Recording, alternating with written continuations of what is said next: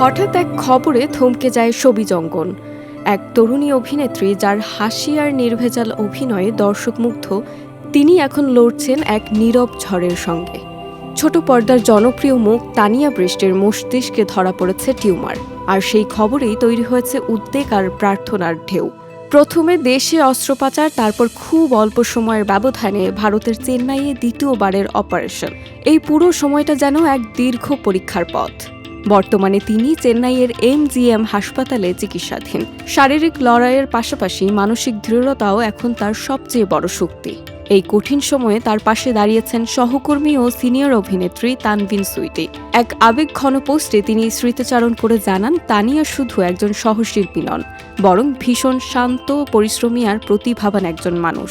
2 দিনের দুনিয়া সহ কয়েকটি কাজে একসঙ্গে অভিনয়ের অভিজ্ঞতা তুলে ধরে তিনি বলেন, ক্যামেরার সামনে তানিয়া যেন চরিত্রের সঙ্গেই মিশে যেত। সুইটির কথায়, প্রথম যখন ওর সাথে কাজ করি তখন একেবারে ছোট্ট পুতুলের মতো। তার এই স্মৃতিগুলো যেন এখন আরও বেশি করে নাড়া দিচ্ছে, কারণ এমন প্রাণবন্ত একজন মানুষ হঠাৎ করেই কঠিন বাস্তবতার মুখোমুখি।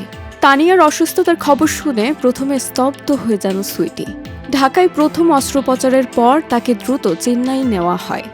সম্প্রতি তৃতীয় অস্ত্রোপচারের গুঞ্জন থাকলেও সেটি এখনও হয়নি, বরং তানিয়া নিজেই জানিয়েছেন দ্বিতীয় সার্জারি সফলভাবে সম্পন্ন হয়েছে এবং তৃতীয়টির জন্য চিকিৎসকরা প্রস্তুতি নিচ্ছেন, তবে সেটি করতে কিছুটা সময় লাগবে। সার্জারিটার পর আসলে অনেক ভালোই লাগতেছে, ভালো আছি, ব্যথা নেই, কিছুই নেই আল্লাহর রহমতে। নর্মালি যেটা হয় 6 থেকে 8 ঘন্টার মতো একটা অপারেশন লাগে, বাট আমার আসলে 2.5 ঘন্টার মতোই হয়ে গেছিল, এর মতো হয়ে গেছিল। বাট হ্যাঁ, আমাকে ডক্টর বলে দিয়েছে আরও কিছুদিন একটু হয়তো বা রেস্টে থাকতে। সো রেস্টটা হয়ে গেলে ইনশাল্লাহ ঠিকঠাক হয়ে যাবে সবকিছু। এই অনিশ্চয়তার মাঝেও আশার আলো জ্বলছে। সহকর্মীরা বিশ্বাস করেন তার মনোবলই তাকে ফিরিয়ে আনবে ক্যামেরার সামনে।